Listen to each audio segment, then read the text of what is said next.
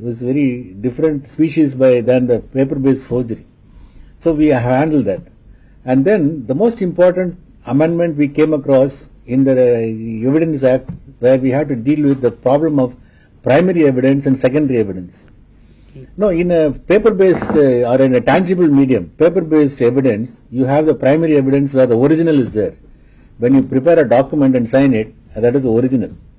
When the original is not there, you try to prove the contents of the original through photocopies or secondary evidence. You bring in evidence to lead in. In the electronic format and the electronic medium, we don't have the concept of original and duplicate. For the simple reason, everything is original and everything is duplicate. How do you know the electronic record which is generated for the first time is the original? There is no way of knowing or dealing with the subject. So there is a problem of evidence, and this is a problem which all over the world lawyers have to grapple with. So we had followed a technique where if certain conditions are fulfilled, then electronic records by itself will be treated as a primary evidence. Section 65A and 65B have been put inside the Indian Evidence Act. So by this, we started this Information Technology Act. That was in the year 2000. And from 2000 to 2008, vast changes have taken place. So we could see there are more and more offences being committed more in the cyberspace because people are migrating to cyberspace, more transactions take place in cyberspace, e-commerce is taking off, and naturally this has led to a corresponding wrongdoings in cyberspace. Now, so we thought we had to relook into this act, and then we came across some provisions where we had to supplement the existing act. First of all, we thought we should make this digital signatures technology neutral. So we amended and put a new section which provides for equally new technologies which will ensure that the same kind of assurances of a digital signature under Section 3. That is the only substantial amendment made in the first part of the Act. Then we have, when we created more offences, there is a problem of identity theft. There is more and more people stealing the identity, and then there is a pretext calling, and then there is a problem of people sending in obscene messages in the communication devices. That is a very frequent malady. Then most important is the privacy. There have been instances where cameras have been used, hidden cameras have been used to capture the private parts of people, and then that was circulated. Yeah. So this evil was rampant. So we have addressed that issue by providing for punishment. Then we also handle cyber terrorism. A new definition of cyber terrorism has been put, patterned on the same definition of terrorism which is found in the POTA and TADA, where the computer resource is used to disrupt the society's functions. So these are some of the major offences we have created. Now, as we progress further, we will find more and more offences will have to be created. But then creation of an offence calls for a special mention. See, every law is an infraction of liberty because it has to provide for penalties, it has to provide for sanctions. So if you create more laws, then you will have more punishments, you have less of liberty. As a result, we have to think how best to control or regulate the cyberspace without having recourse to law, more and more of law. Because when you have more of more, you have less of less. There is a Spanish proverb which says, when you have more of more, you have less of less. When you have more law, you have less of liberty. Now, law is only one of the instruments which control human behavior. We cannot depend upon law solely to regulate human behavior. When you depend upon law to regulate human behavior, you have reached a stage where your society is terminally ill. There are other institutions in the society. You have the family, you have the schools, you have the teachers, you have the religion. You have a whole lot of other institutions which have to teach how to behave in cyberspace.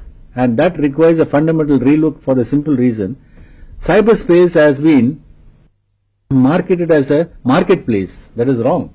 Cyberspace is not a marketplace. It's a social space because it's a communication medium. And everybody wants to communicate, whether you like to do commerce or not. So when you treat cyberspace as a social space, you have to have different values. Values which are very different. How do you treat it as a marketplace? people should know how to behave in cyberspace. They have a duty of care. They have a duty of care to their fellow users.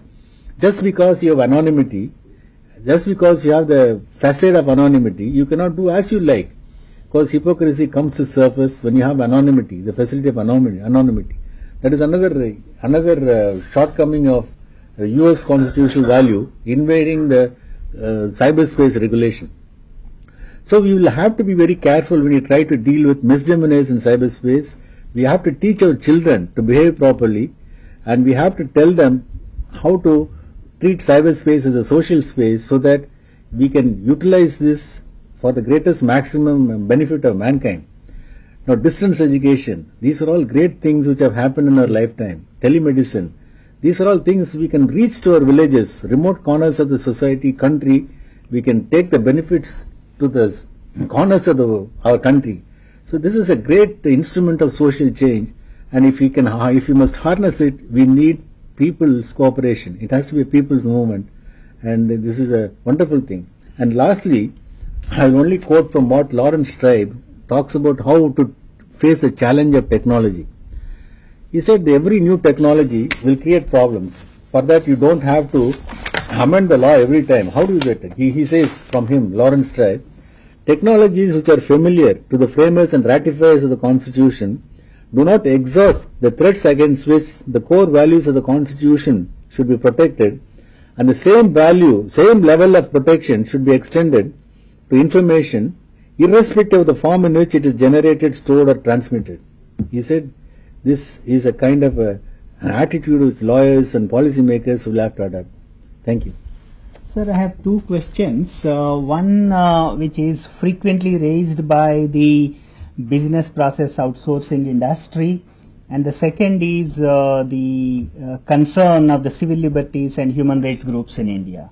The first question is the BPO industry is of the opinion that there is a lack of data security protection mechanism in the law.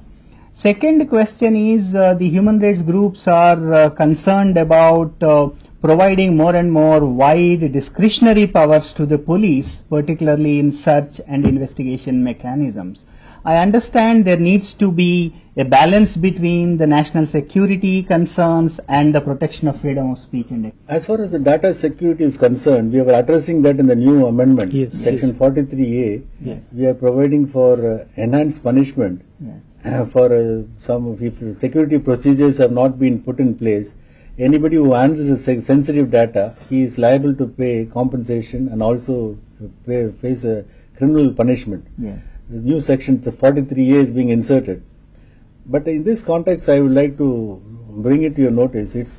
Theft is not like a burglar who enters your house in the midnight, breaks open your door and runs away. Yes. It is invariably a household member who steals here.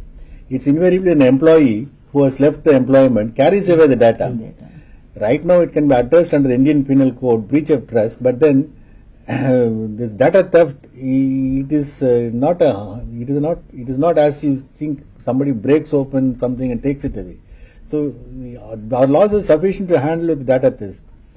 The second question regarding the concern of the civil liberties associations that a lot of discretionary powers are sought to be given. Now, you see most of the offences are committed by persons not sitting in their home, in their desktop computers, because they can be easily found out. It is done from cyber cafes because it offers them some anonymity so that they can hide. It is always cyber cafes where these things happen. Naturally, we will have to target the cyber cafes, and otherwise there is no means of capturing these individuals. As I told you, information is intangible. It flees at the speed of the light, and it is very difficult for the law enforcement agencies to go and investigate any offence at all, because the offender would have committed it, he would have left the scene, the information would also left the scene. So this is something which we have to live with this.